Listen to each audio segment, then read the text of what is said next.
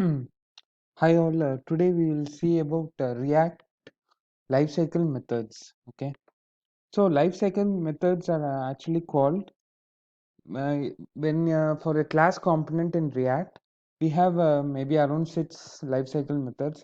That is, these lifecycle methods are called at different life cycle of the component, class component.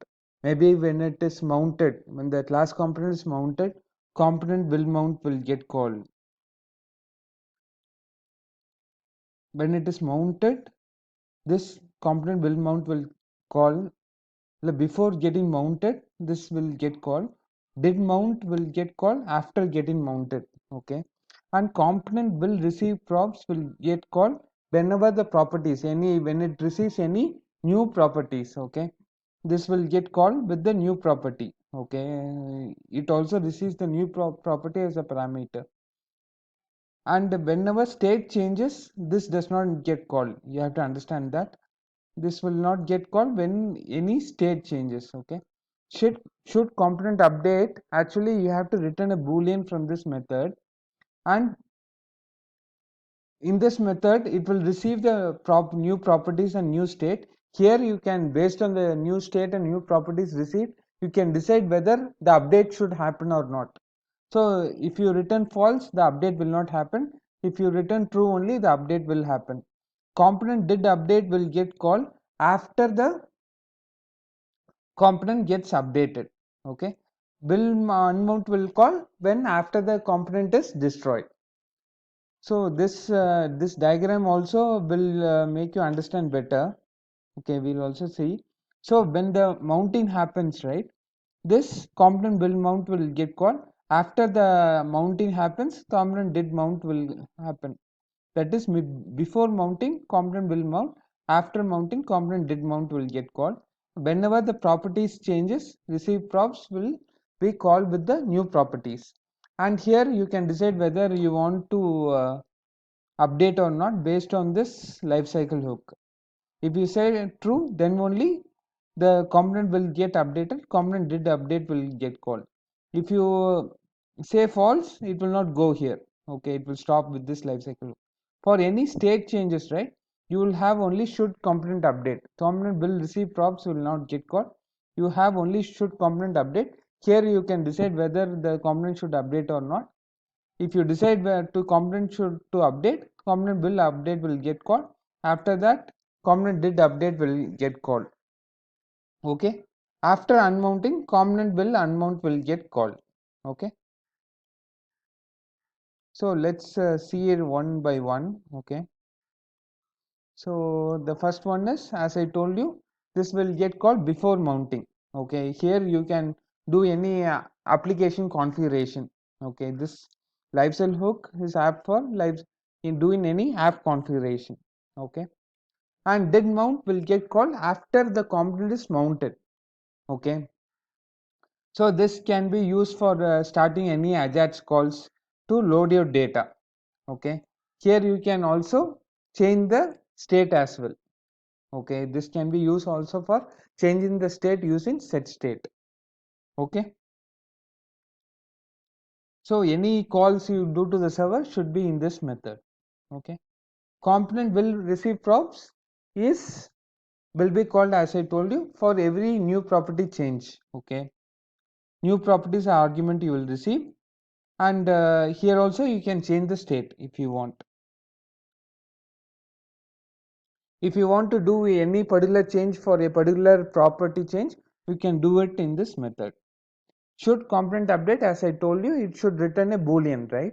Based on the, it will receive the new properties and the state. Based on that, you can decide whether the component should update for this properties and state. Okay,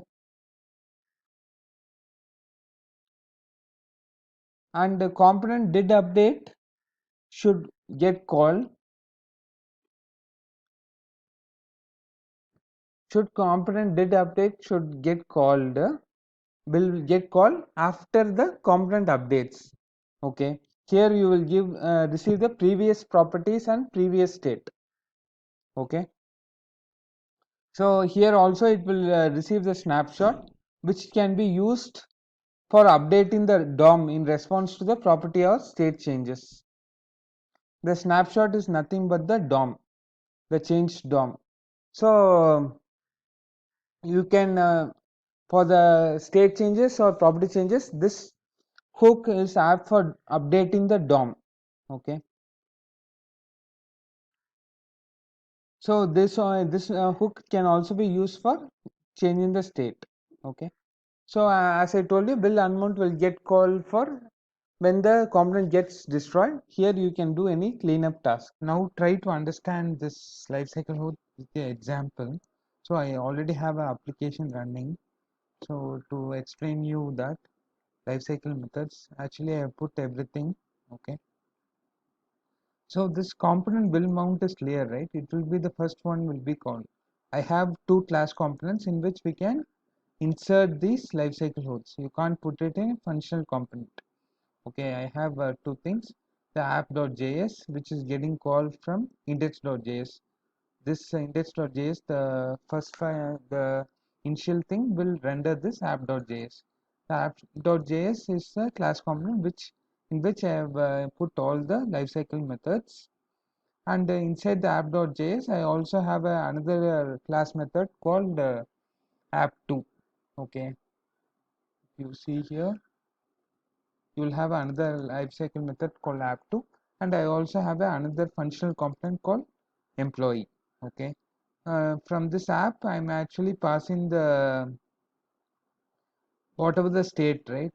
This has a state called employee with all these values: name, date of birth, and position held. This has been passed to the employee component. Okay, the employee functional component just shows the employee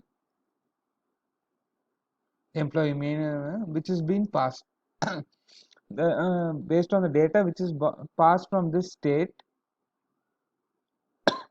it is showing the employee, and the employee can also change the value because I have handled the on change. Okay, whenever it changes, the employee component changes, the on change will get called here by means of props. The value will be passed to here, and it will call the particular function on name change handler and on position change handler, which will change the state. So what will happen is it will change the state. So it will you will see the change actually in that employee. So once somebody enters something name there, the name gets passed to this app.js. Okay, and we are changing the name and we are setting state, this dot set state employee with the new name we are setting, so that it will change the state. Okay, just understand this. With this example, I will try to explain you the life cycle methods we saw now. So the component build mount, this one will be called whenever we render the component. You will see this here. This will be the first one to be called component build mounted. Okay, before the mounting, this will be called, and after that we have component did mount after the component gets mounted. So that also you can see it here, right? In this lifecycle hook, you can write all the Axios calls for getting the data from the server, and like so can use this for doing any Axios call and appending changing the state. Okay, and then you have method called component will receive props. As I told you, this will whenever the props changes, you will receive the new properties in this. To explain this, I have another component called app2. Okay, okay, and in that also I have put component will receive props, and this component actually receives the to this app2 component. Actually, I am sending the employee name alone. So whenever the employee name changes, okay, whenever we are changing the employee name, you will see the component will receive props will get called in the app2. Okay, whenever the name is getting changed in the app.js, this will receive the new props. Okay, and based on this props, it will also see the new name. Okay, okay, let's check it. Okay, so whenever I change the name here, you will see that maybe I will filter for component will receive props. So you can see whenever I change the name in the app.js, the component will receive props will be called in the app2, and based on the value here, it shows the value in the label. That's what I have that's what the logic I have written to show the new name. Whatever name is received in the props, I'm just showing the name here in this app2 component. So you can see it here. So whenever I change the name, it is getting changed. This component will receive props is getting called. Okay, this is about component will receive props. Okay, so this method will be called whenever the proper new it receives a component receives a new property. And should component update, as I told you here, you can decide whether the component should update or not. So it will receive the next props and next state. So for state changes, this will never get called. Only for property changes, this method will get called. For state changes, this is the method which is getting called. The state will change in my application whenever the component changes something. Okay, maybe it may be a name or position handle, because only for name and position handle I have written the logic on change handler and on position change handler. I have written the logic to change the state. So this change name, as I showed you, will change the create a new employee. Okay, and set the value received from the employee.js and set the state. So we should see the method called whenever the employee changes the name and position held. Okay, so let me filter with this method. So let me see. Now I will filter with this method. So whenever this position held is changed, you should see a method call. Maybe if you just do it, you see should component update is called with the this is property is received from the index.js. Okay, so you can see it here. The whatever I am typing here, maybe it is confusing. I will just clear it off and put 11141, and you will see that should component update is called for all the ones, right? For the new state. Okay, this will also happen for this position held, because for this only I am changing the state, right? So if I put supervisor here also, you should be seeing it.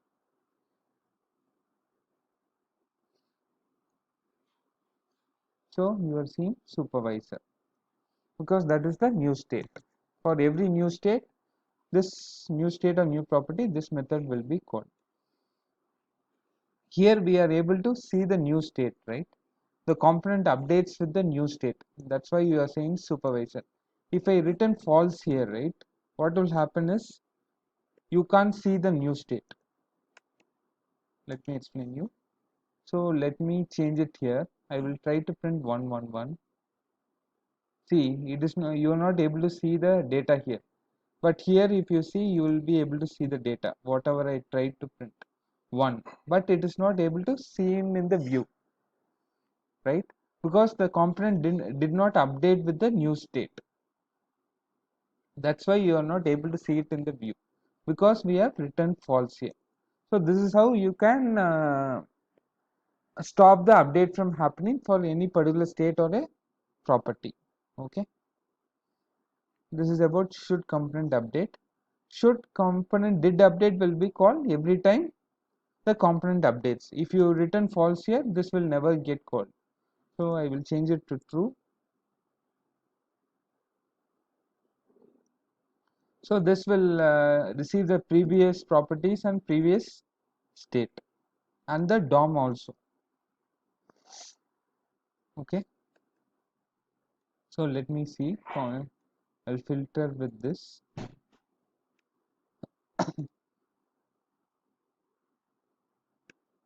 Okay,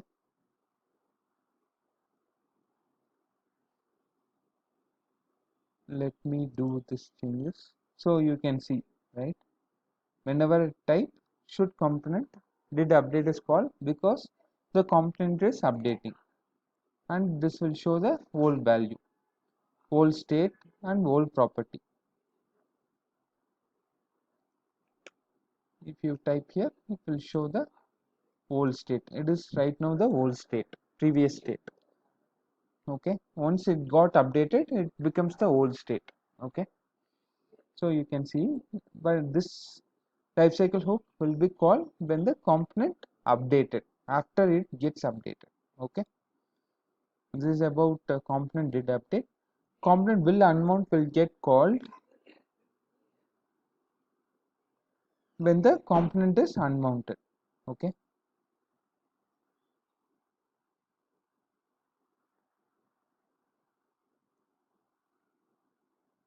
so to show this, I will write a code so that the app2 gets removed. Okay, based on some value.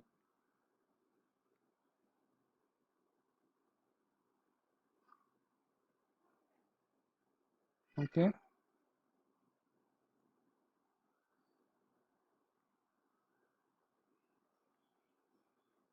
this dot state dot employee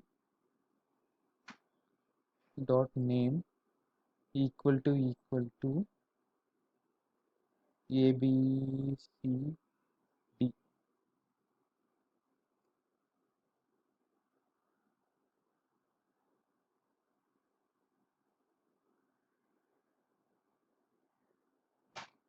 If it is ABC,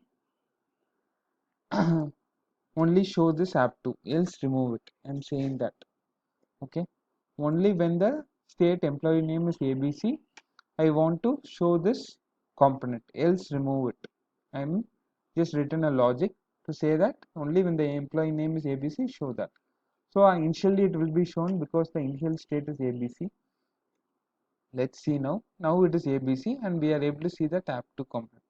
If I change this, I have changed the employee name, so the app2 gets destroyed, and you should be seeing a component unmount getting called.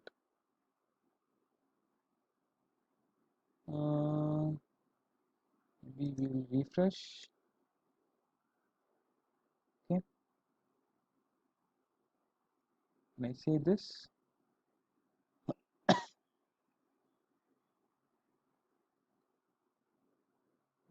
whether the I will also put this unmount. I will copy it over in app2 so that we are able to see this.